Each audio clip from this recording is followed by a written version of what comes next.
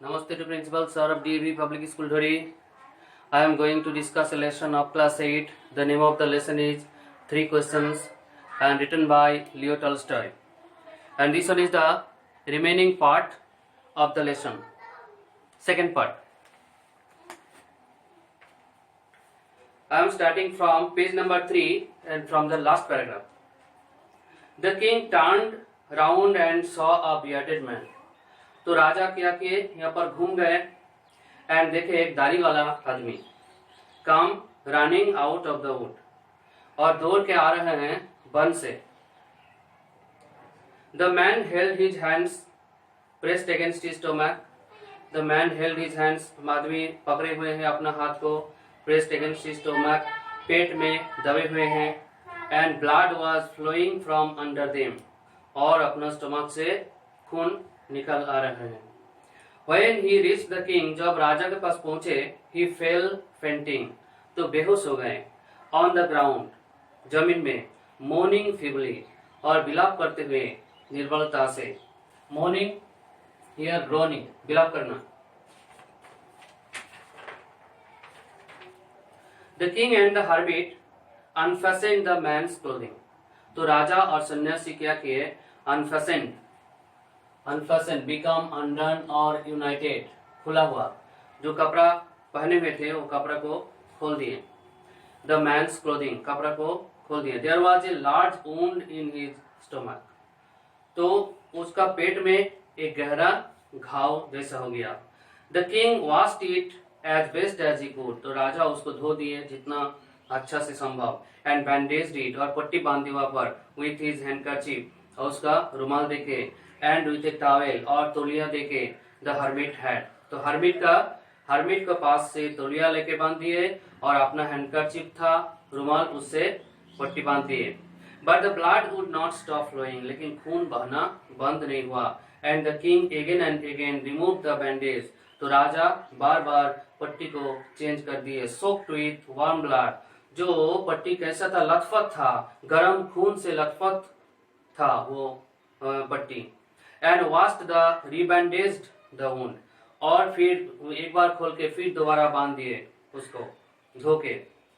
When at last the blood ceased flowing, और जब एक लास्ट में ब्लड खून निकलना समाप्त हुआ, द मैन रिवाइव्ड, तो आदमी पुनर्जीवित हो गए.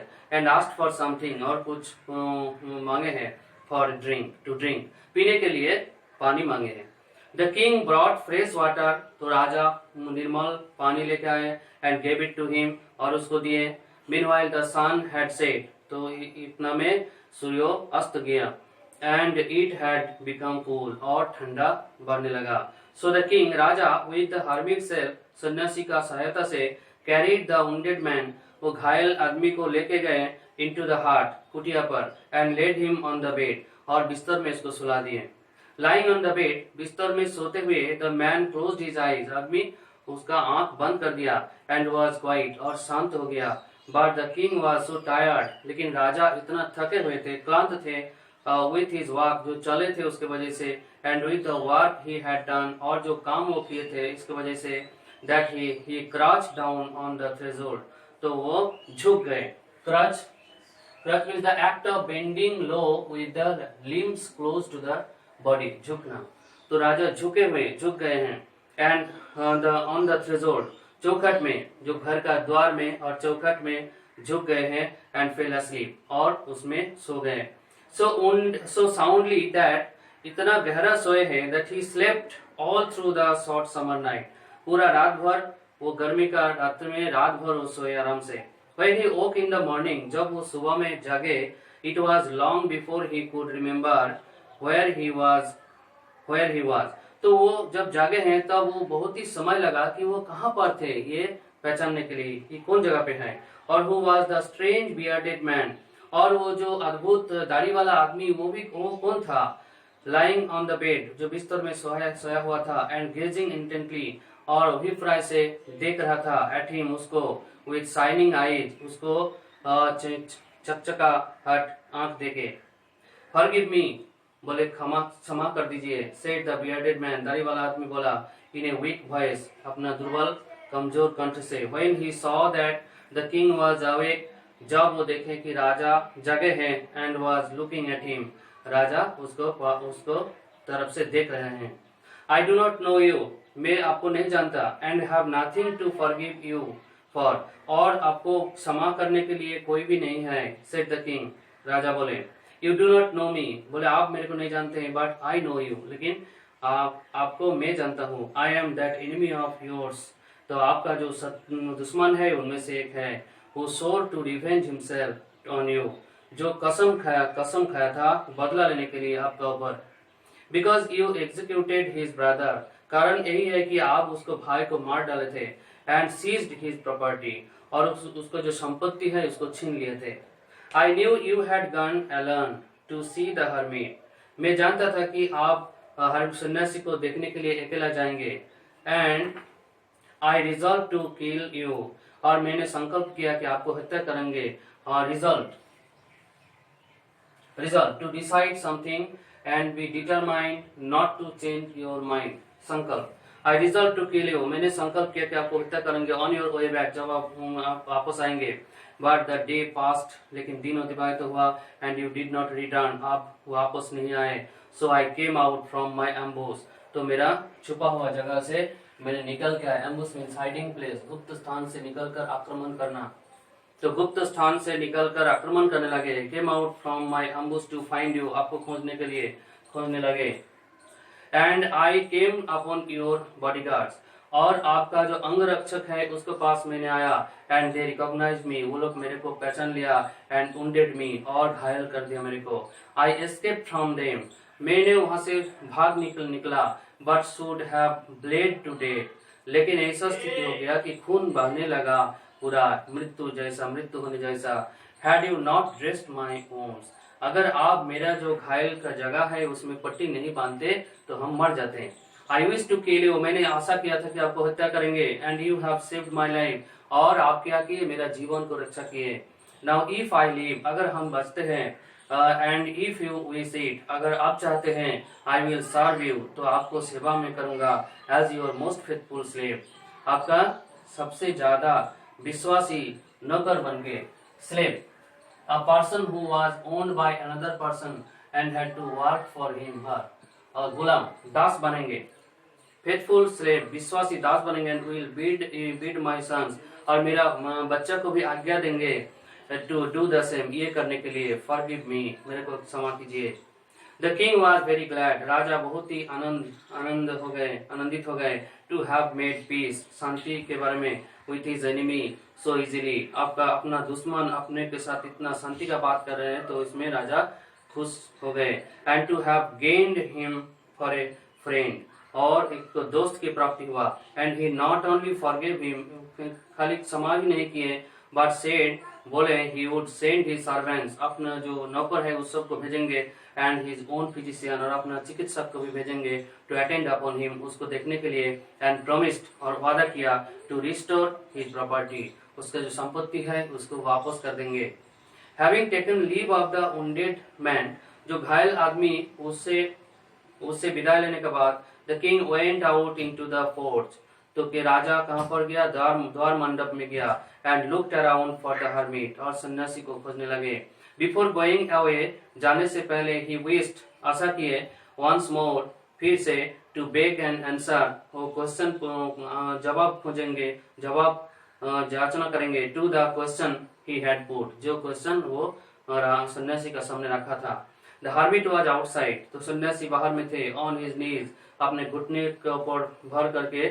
सोइंग सीड्स, बीज रोपण कर रहे थे। इन द बेड्स, तो पौधा लगाने के लिए। That had been dug the day before, पहले दिन जिसको खुदाई का काम हुआ था। द किंग अप्रोच्ड हिम, राजा उसके बगल में आए। एंड सेड, और बोले, फॉर द लास्ट टाइम, शेष बार के लिए। आई प्रे यू, मैंने प्रार्थना करता हूँ। To answer my questions wise man, बोले ज्ञानी आदमी, आप मेरे प्रश्न का जवाब दीजिए। You have already been answered, said the hermit, सन्यासी बोले कि आप ऑलरेडी, वो उसका जवाब आपको मिल गया है। Still crouching on his thin legs, अपना पतला पैरों पे झुके हुए बताएं। And looking up at the king, राजा को देखते हुए। हु स्टूड बिफोर हिम, जिसके सामने खड़े थे। हाउ आंसर्ड, कैसे जवाब मिला। व्हाट डू यू मीन, क्या आप समझते हैं, क्या आप इसका आप बोलने चाहते हैं? आस्क द किंग, राजा पूछे। डू यू नॉट सी, आप नहीं देखे हैं? रिप्लाइड द हर्मिट, सन्यासी बोले। If you had not pitied my weakness, अगर आप मेरा दुर्बलता और कमजोरी का ऊपर दया नहीं करते, यस्टरडे कल, and had not dug these beds for me, और जो पौधा लगाने के लिए जमीन खोद रहे थे उसको नहीं खोदते, but had gun your way, अगर नहीं ये काम नहीं करके आप जो वापस चल जाते, that man would have attacked you, तो वो आदमी आपको आक्रमण कर लेते, and you would have repented, और आपको पश्चाताप करना पड़ता, for not having stayed with me, मेरे पास नहीं रहने की वजह से आपको पश्चाताप करना पड़ता। So the most important time was, तो सबसे ज्यादा अधिक गुरुत्वपूर्ण टाइम, अधिक महत्वपूर्ण टाइम कौन समय था? When you were digging the beds, जब आप मेरे के लिए जमीन खुदाई कर रहे थे, बीज बपन करने के लिए। And I was the most important man, और मैंने ही सबसे महत्वपूर्ण आदमी था। And to do me good was your most important business, और मेरे के लिए अच्छा करना ही आपका महत्वपूर्ण काम था।